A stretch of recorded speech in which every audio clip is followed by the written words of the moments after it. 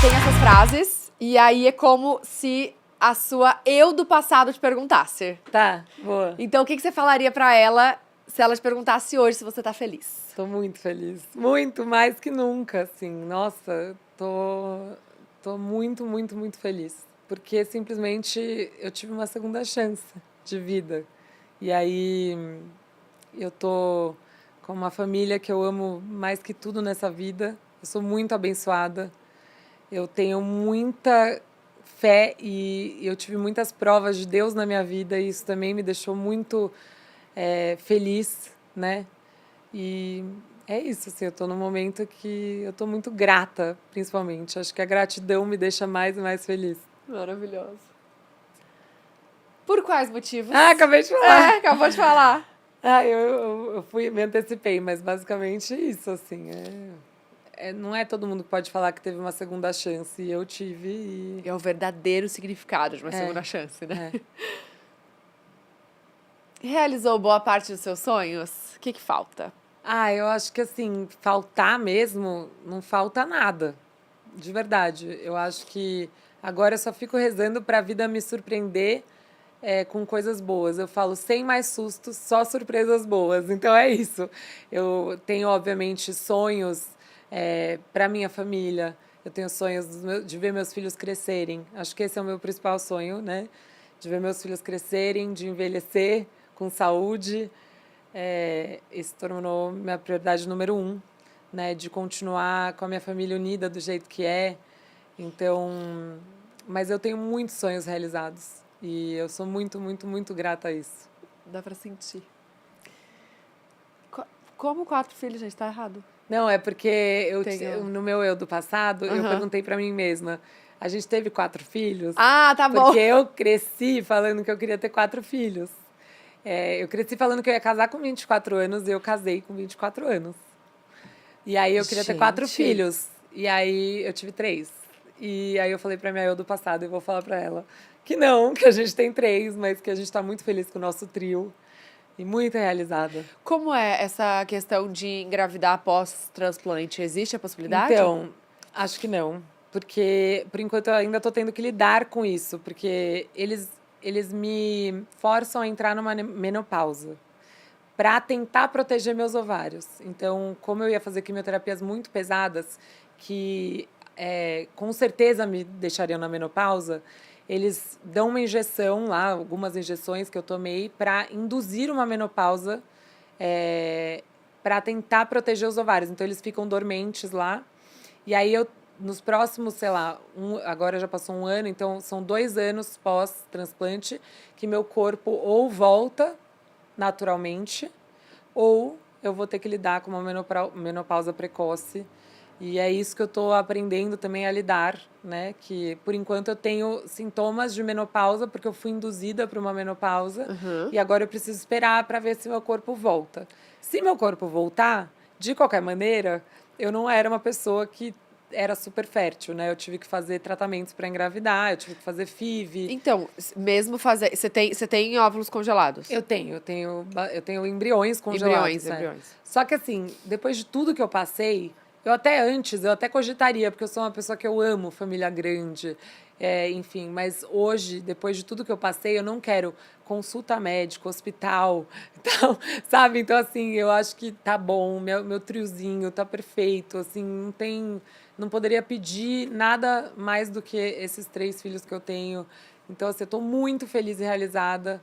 Então, mesmo que volte, né, ao normal, tomara que sim, né, porque eu não queria ter que entrar. Vai voltar. Mas se não voltar também, eu vou aprender a lidar com isso e é isso, entendeu? Eu tô viva e tô aqui pra lidar com o que vier, sabe? É o de menos, tá ótimo. Aquelas, né, que já... Gente, ficou um minuto, né? Olha, 1 hora do lado da Fabi, já tô, tá ótimo, tá perfeito. Ai, eu amei. Qual hábito você deixou de lado e qual adotou atualmente? Eu acho que eu deixei de lado a preguiça, porque assim, para mim se tornou algo inegociável fazer exercício. Eu saí de lá, eu falo que a minha medula é de um esportista com certeza, porque assim, eu não conseguia correr nem 1 minuto. Eu tô correndo 5 quilômetros, assim. Sério? Eu tô fazendo musculação, tipo assim, eu peço pra minha personal, mais peso, mais peso. Ela fala, Fabiana, não é possível, tipo, para. Eu fico assim, querendo mais peso, se tornou assim, que nem escovar o dente. Eu marco meus compromissos para depois da ginástica, obviamente, tem um ou outro que vai ter que faltar, mas assim, antes eu era a preguiçosa que negociava com a professora de ginástica, tipo, ai não, esse exercício não, sabe? Agora eu vou lá, toda empolgada. Então, isso é um costume, um hábito que se tornou para mim tão forte, porque assim, eu me vi presa numa cama, eu não conseguia, tipo, carregar um pezinho do tamanho de um cotonete, entendeu? Sim. Então, assim, o valor que eu dou para ter saúde hoje, assim, para mim é, é outra cabeça, assim, é outra dimensão, assim, o valor que eu dou por poder me exercitar, sabe? E a questão de saúde também, né? Não é nem estética. Não, para mim é saúde, saúde. A estética é óbvio, consequência, né? consequência disso, mas isso para mim se tornou segundo plano total, essa coisa estética, né? Tipo, Mas óbvio. você tá maravilhosa com esse cabelo, tá? Obrigada. Maravilhosa. Obrigada. Agora, finalmente, eu tô começando a gostar dele. Eu me gostei careca, por incrível que pareça. Quando eu raspei meu cabelo, eu fiquei surpresa até do tanto que eu, tipo, me enxerguei, assim, daquele jeito. Quando ele começou a nascer, que eu achava meio esquisito, porque ele começou a nascer meio aqui embaixo, eu falava, parece um homem careca, sabe? Nossa, mas com criança é assim também, né? Não sei se com seus filhos foram assim. Começa mais forte aqui embaixo e aqui fica meio ralo. E aí eu ficava me olhando e eu falava, gente, quem sou eu, sabe? E aí ele começou a nascer e aí agora eu tô me sentindo bem com ele, porque agora parece que eu quis cortar ele assim, sabe? Então eu tô me gostando. Mas Nossa, tá parecendo aquelas bonecas de... Sabe que monta de Sei. inteligência artificial? Ai, obrigada. Jura? Sério? Tá parecendo uma boneca mesmo. Ai, obrigada. Real. Muito Tá muito obrigada. lindo. Eu acho que eu tô me sentindo mais segura, eu acho que isso acaba aparecendo também, transparecendo, né? De certa dentro, forma. Eu me enxerguei sem cabelo, que era uma insegurança para mim. Meu cabelo era fininho, eu fazia 1000 tratamentos para ver se ele engrossava e não sei o quê. E aí, quando eu me vi sem ele, eu meio que me vi nua e crua ali, sabe? E eu também me vi de diversas maneiras. Eu inchei pra caramba, que eu tomava 1000 corticoides no tratamento. Então, eu fiquei com o rosto do tamanho de uma bolacha. Eu fiquei com a pele ruim, que daí começou a estourar a espinha na época do tratamento. Tudo isso aconteceu e aí eu me vi desse jeito e cara, sou eu. Eu sou eu daquele jeito, sou eu desse jeito, sou eu... Então, assim, óbvio, eu sou vaidosa, eu faço skincare, tudo mais. Mas, assim... vem de dentro uma coisa muito maior, sabe? Acho que isso mudou bastante. E dá pra sentir, eu acho que sentir de exala, longe. né? Super, pela tela do celular, com certeza. Teve algum outro acontecimento que mais te surpreendeu nos últimos anos? Eu acho que quando meu pai teve 2 cânceres, né? E isso foi um grande baque na nossa família e foi bem chocante, assim, pra gente. Faz quanto tempo isso, Fabi? Ele teve o primeiro acho que uns 4 anos. Foi aonde? Na bexiga. Os 2 foram na bexiga. Tá. Aí ele tratou, fez uma cirurgia, tratou local. E aí curou, né, na nossa cabeça. E aí, depois de 2 anos, eu acho, veio um outro também na bexiga. E eles falam que é outro primário, não é tipo o mesmo que veio, que voltou. É tipo um outro, mas também na bexiga. E aí foi um grande baque, porque daí, teve 2 vezes e tal, e daí ele teve que ir para químio. Só que ele não aguentou a químio, o corpo dele. O rim dele, enfim. Então foi um período muito intenso, assim, de tipo, meu Deus, ele fez cirurgia, tirou, aí fez a químio, aí fez acho que 2 químios, e daí ele partiu para uma imunoterapia, porque ele não conseguiu fazer a químio, porque ele começou, era uma químio de manutenção também, e aí o médico falou, não faz sentido nenhum eu te deixar doente por causa de uma químio de manutenção, então eu vou para uma imunoterapia, e aí ele fez esse tratamento de imuno, ele terminou em novembro de 2023. E a gente foi, a família toda lá, teve balão da última última imunoterapia dele e tal. Eu lembro que a gente entrou na oncologia do Einstein, que é o hospital que eu trato, e eu vou lá agora todo mês, né? Eu ia toda semana, enfim. A gente entrou na parte da oncologia. Eu lembro muito bem de ver meninas jovens, carecas. Eu lembro de não conseguir olhar muito, assim, de, tipo, ficar triste, assim, sabe? Eu olhar assim, eu não conseguia olhar. Nossa, ficava triste com aquela situação. Passou 1 mês e meio e eu tive o diagnóstico. E aí eu me vi naquela situação. E eu era aquela careca que talvez outra pessoa pudesse olhar e falar, meu Deus, ela é tão jovem, e ficar triste, sabe?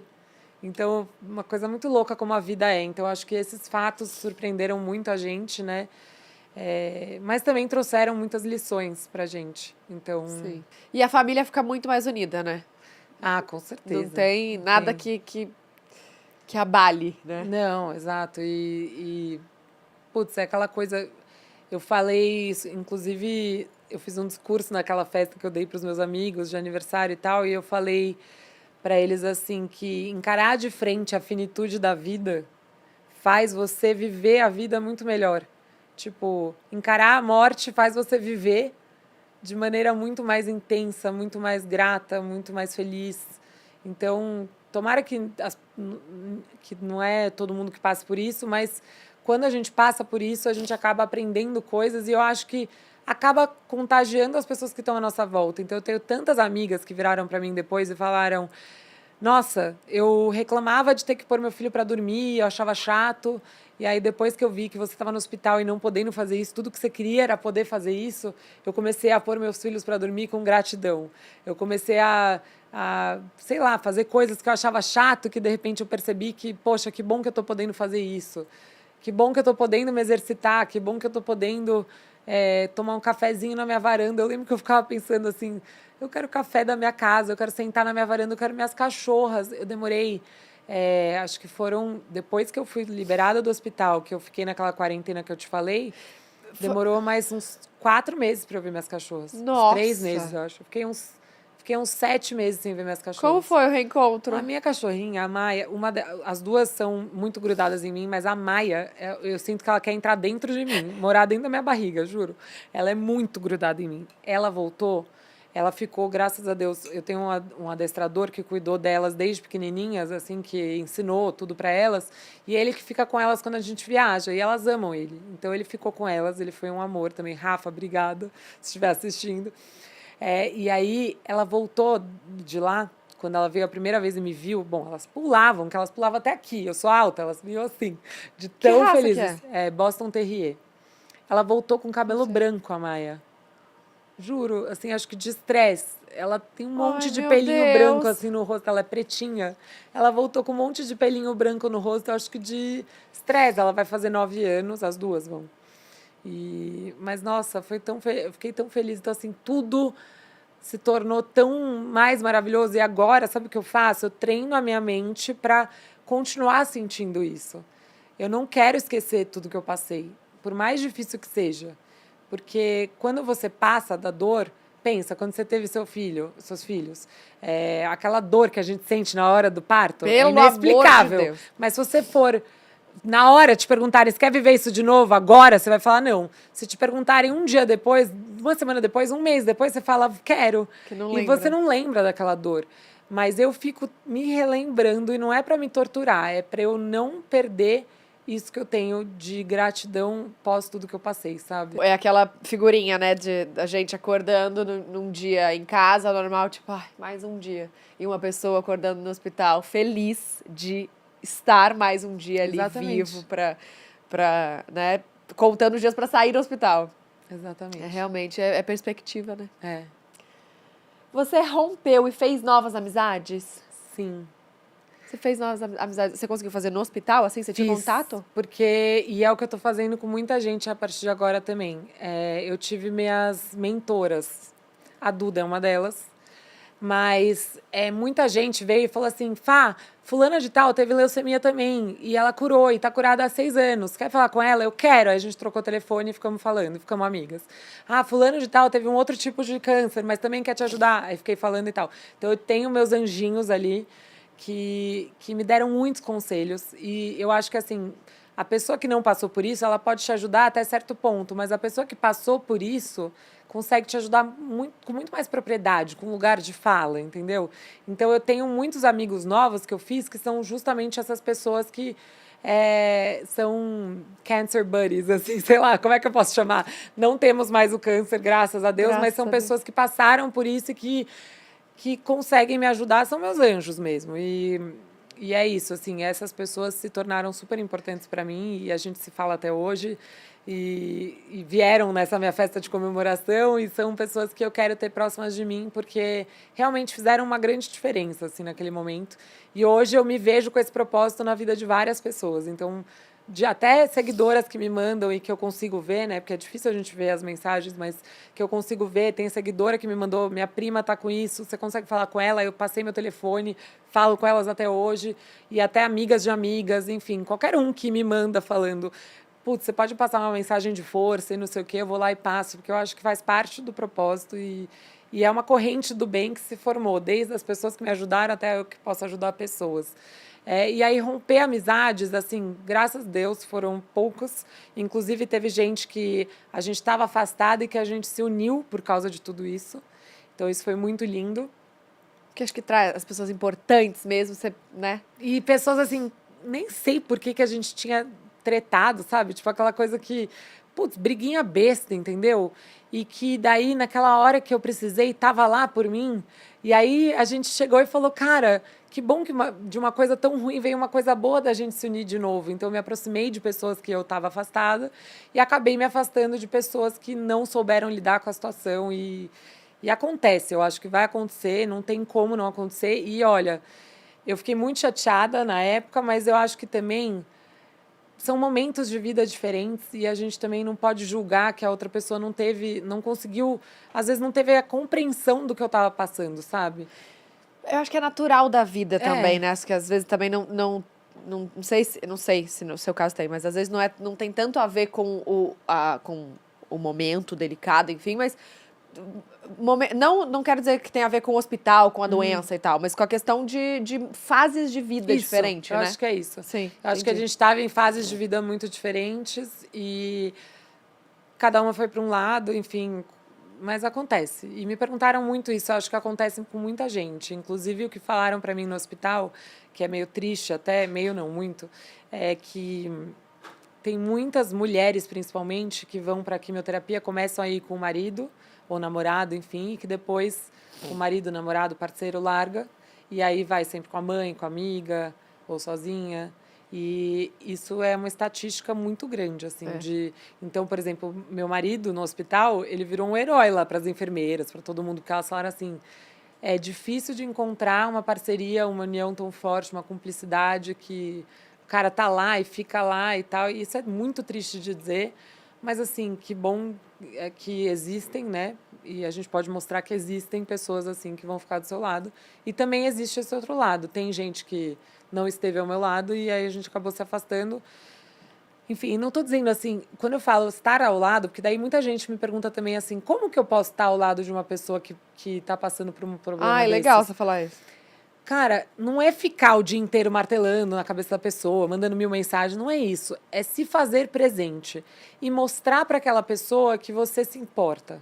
Eu acho que se você mostra que você está preocupada, se você se faz presente de alguma forma. Então, tinha gente, por exemplo, amigas minhas que mandaram, sei lá, pedra de energia para eu pôr no hospital, ou me mandaram livro para eu ler, ou simplesmente me mandavam mensagens e falavam assim, quando você puder falar, e a gente falava por FaceTime, sabe? E aí tinha horas que me pegava, tipo, fofocando com elas e falando de besteiras. E era tão bom isso, tipo, tirar um pouco a cabeça naquele momento pesado que eu estava vivendo e ter alguma coisa mais leve acontecendo. Teve uma história, inclusive, um dia que uma amiga minha, a gente estava falando, e eu comecei a aconselhar ela de umas coisas dela, de problemas dela. E aí o marido dela chegou em casa e falou, peraí, deixa eu entender, a Fá tá te dando conselho? É isso que tá acontecendo nesse momento? Eu falei, sim! Porque, tipo, também tem essa, que daí quando você tá passando por um momento desse, as pessoas ficam, ai, não vou contar problema pra ela, porque assim, ninguém nenhum problema... quer te preocupar. Não, e nenhum problema vai ser tão difícil quanto o dela. E eu falo, cara, eu aprendi isso com uma amiga minha que teve câncer, infelizmente ela faleceu, que era a Aninha, e ela falou pra mim, na época, eu não queria contar problemas pra ela, ela falava assim, Fá, não tem problema maior ou menor, tipo, o meu problema pra mim é muito grande, o seu problema pra você é muito grande, independente do que ele seja, tipo, não é porque eu tô passando que eu tava passando por um câncer, que minha amiga não podia ficar triste que ela brigou com o namorado ou brigou com o marido, sabe? Tipo, Sim, é um sim. problema também, sabe? Então, isso é interessante. Então, eu acho que é se fazer presente e mostrar que você se importa. Tipo, não é sobre quantidade, é sobre qualidade, né, do que você faz para aquela pessoa. Sim.